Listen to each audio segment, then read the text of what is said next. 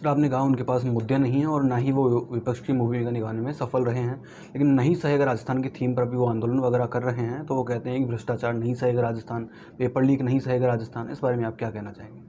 देखिए, नहीं सहेगा राजस्थान से पहले आपने देखा होगा उन्होंने एक और कैंपेन किया था, जन आक्रोश रैली। वो सिर्फ भारतीय जनता पार्टी का आक्रोश था, जन आक्रोश नहीं था, क्योंकि उन जन आक्रोश रैलियों में जन तो नदारद था।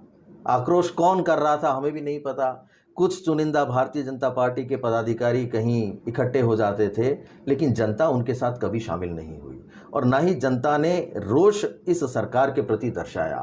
तो जब वो पूरी तरह से फेल हो गए, जन आक्रोश रैलियाँ इनकी पूरी तरह से बुरी तरह फेल हो गई, उसके बाद इनको जब कुछ सूझा नहीं तो इनके केंद्रीय नेतृत्व ने इनसे सारे अधिकार छीन लिए।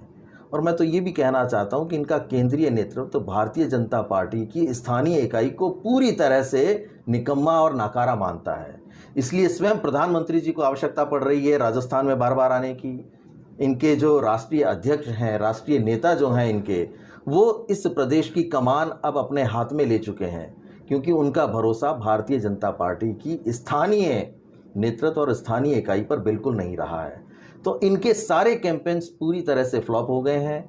जन आक्रोश रैलियों में जन नहीं था और नहीं सहेगा राजस्थान नाम का जो इन्होंने एक कैंपेन अभी चलाया है, उसमें भी आप देख रहे हैं कि बुरी तरह से फ्लॉप हो रहे हैं।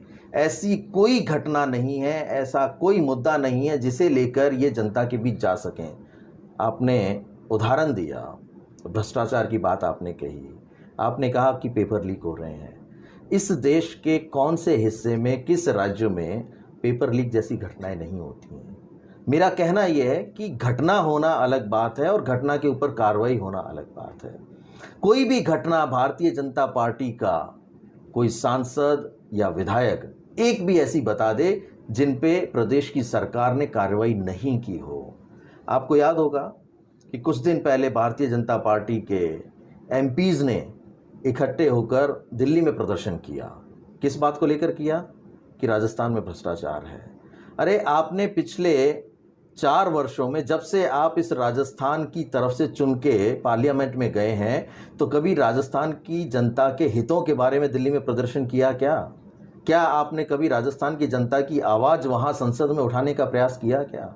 लेकिन चूंकि अब आने वाले 3 महीने में राजस्थान में चुनाव हैं, आपको ये लग रहा है कि हमने कुछ किया नहीं, तो अब कम से कम दिल्ली में प्रदर्शन करके राजस्थान में सरकार की छवि को खराब करने का प्रयास किया जाए।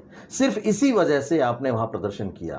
आपके यहाँ की इकाई कोई काम नहीं कर पाई, किसी भी आंदोलन में सफल नहीं हो पाई, तो आप इस तरीके की जो एक्टिविटीज़ हैं सिर्फ अपना अस्तित्व बचाने के लिए कर रहे हैं। मेरा ये सीधे तौर पर आरोप है कि भारतीय जनता पार्टी राजस्थान में पूरी तरह से अपने अस्तित्व को बचाने की लड़ाई लड़ रही है, इसलिए वो अपनी एक्टिविटीज़ कर रही है।